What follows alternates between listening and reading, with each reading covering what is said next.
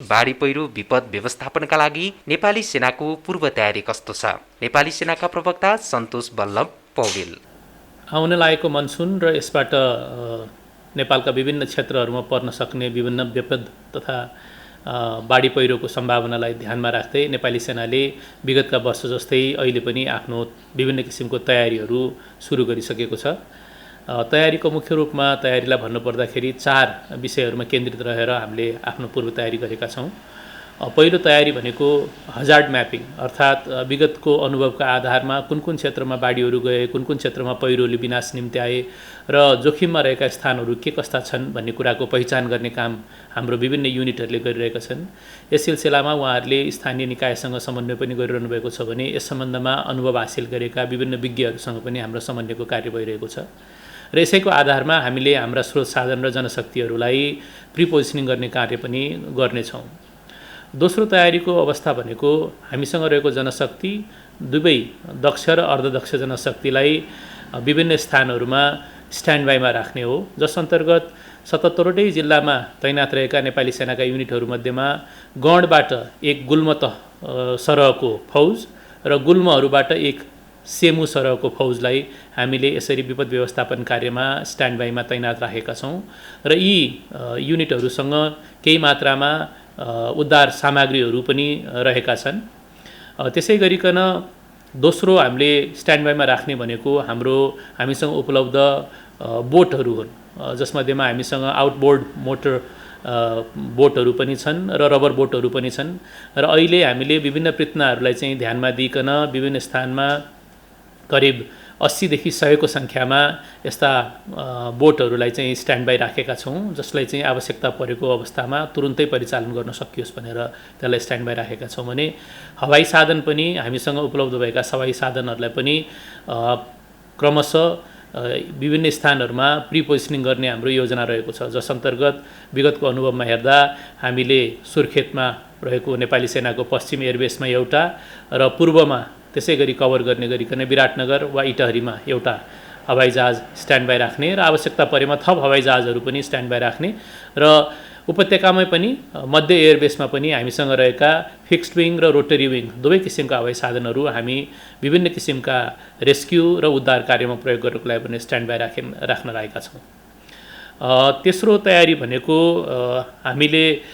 हामीसँग रहेको विशिष्ट ज्ञान र क्षमता भएका 2वटा गणहरू छन्। नम्बर 1 विपद व्यवस्थापन गण जुन अहिले यो चितवनमा तैनात छ, त्यसै गरिकन अर्को विपद व्यवस्थापन गण जुन सुन्दरजलमा तैनात छ। तर यो सुन्दरजलमा तैनात रहेको गणका विभिन्न जनशक्तिहरू, दक्ष जनशक्तिहरू अहिले नै हामीले अट्याचमेन्टको रूपमा विभिन्न यो हजार्ड म्यापिङ भइसकेका इलाकाहरूमा पठाइसकेका छौँ र उनीहरूले त्यहाँ रहेर त्यहाँ भएको अर्धदक्ष जनशक्ति र अन्य जनशक्तिलाई सहयोग पुर्याउनको लागि हामीले पठाइसकेका छौँ भने चितवनमा रहेको विपद व्यवस्थापन गणले पनि आफ्नो विशेषज्ञता र आफ्नो अनुभवको आधारमा विपद तथा यो राहत कार्यमा यसले आफ्नो उपयोग गर्नेछौँ। अब यो स्रोत साधनको हिसाबमा नेपाल सरकारले नेपाली सेनालाई प्रदान गरेका सबै किसिमको स्रोत साधनहरू हामीले गरेका छौँ भने हामीले पनि आफ्नै हिसाबले नेपाली सेनालाई आफ्नो संविधान प्रदत्त जिम्मेवारी र यो नेपाली जनताको सेवामा र नेपाली जनताको उद्धार कार्यमा आवश्यक पर्ने सामग्रीहरू आफ्नै ढङ्गबाट पनि खरिद गरेका छौँ भने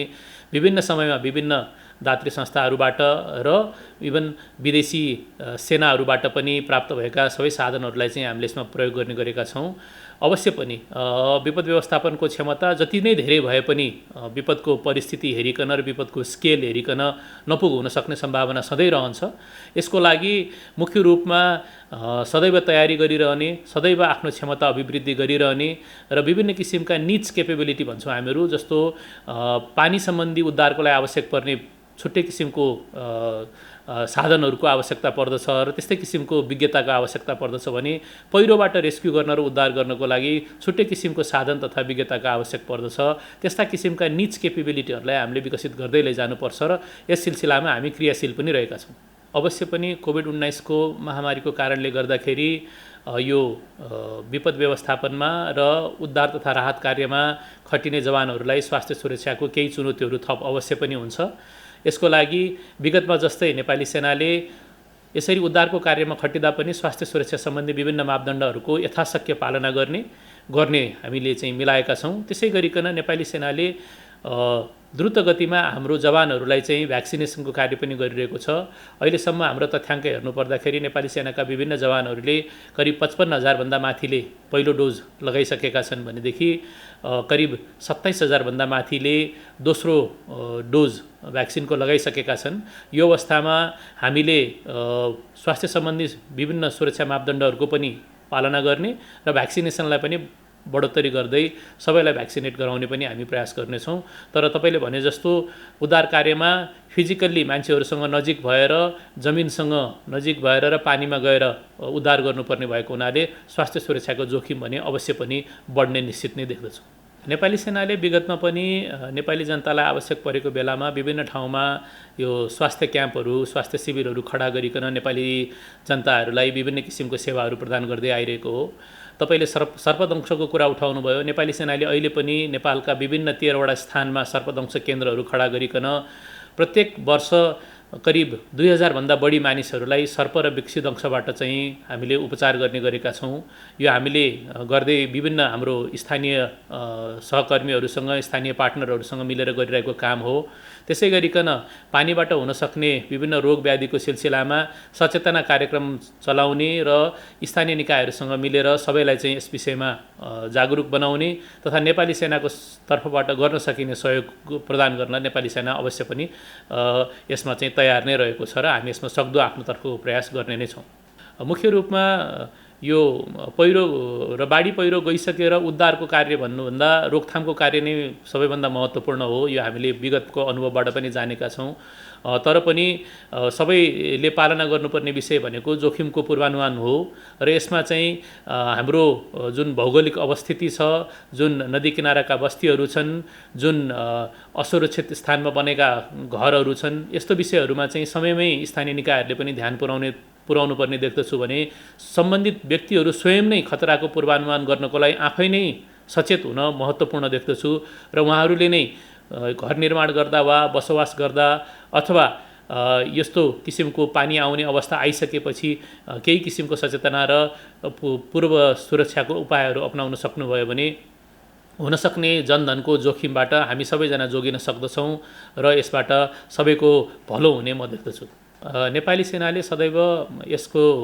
विपद व्यवस्थापन सम्बन्धमा गृह मन्त्रालयको प्रमुख भूमिका रहेको छ र नेपाली सेनाले सदैव गृह मन्त्रालय र अन्य सम्बन्धित मन्त्रालयहरूसँग समन्वय नै आफ्नो काम गरिरहेको छ र नेपाली सेनालाई यो विपद व्यवस्थापनको सिलसिलामा थप आदेश पर्खिरहनु नपर्ने र विपद व्यवस्थापन र उद्धार कार्यको लागि पल्टनहरू, फौजहरू आफै परिचालित हुन सक्ने किसिमको अख्तियार प्राप्त भएको हुनाले हामी आफ्नो तर्फबाट गर्न सक्ने गर्दछौँ र वर्षभरि नै हामी विभिन्न स्थानीय निकाय र मन्त्रालयहरूसँग समन्वयमा जुटिरहेकै हुन्छौँ। तपाईँलाई मैले उदाहरणको रूपमा भन्नुपर्दाखेरि गएको वर्ष पनि हामीले गृह मन्त्रालयसँग मिलेर विभिन्न किसिमको अभ्यासहरू गऱ्यौँ, कमान्ड पोस्ट एक्सर्साइजहरू गऱ्यौँ, टेबल टप एक्सर्साइजहरू गऱ्यौँ, हजार्ड म्यापिङको कार्यमा पनि हामी सबैजना संलग्न छौँ। सञ्चार र कम्युनिकेसन स्थापना गर्ने सिलसिलामा पनि हामी उहाँहरूसँग सहकार्यमै छौँ। त्यसै गरिकन स्थानीय निकायहरू, रेड क्रस सोसाइटी लगायतका विभिन्न अन्य समाजसेवी संस्थाहरूसँग पनि हामी वर्षभरि नै सँगै काम गर्छौँ। जस्तो यो जल रेस्क्यु गर्ने, जल उद्धार गर्ने कार्यको अभ्यासहरू पनि हामीहरू उहाँहरूसँग मिलेर गरिराखेकै हुन्छौँ र पल्टनहरूलाई र फौजहरूलाई पनि यसमा हामी तालिम गराइरहेका हुन्छौँ र उहाँहरूसँग निरन्तर समन्वयमा बसेर नै काम गरिराखेका हुन्छौँ। यो नेपाली सेनाको मात्रै कार्य नभइकन यो मल्टी एजेन्सी अर्थात् विभिन्न निकायहरूको समन्वयमा र संयोजकतामा गर्नुपर्ने कार्य हो र यो सबै whole of the nation approach अथवा whole of the government approach यो दुवै तर्फबाट यसलाई चाहिँ हामीले ट्याकल गर्नुपर्ने आवश्यकता छ र त्यो कार्य हामी गरि नै रहेका छौँ।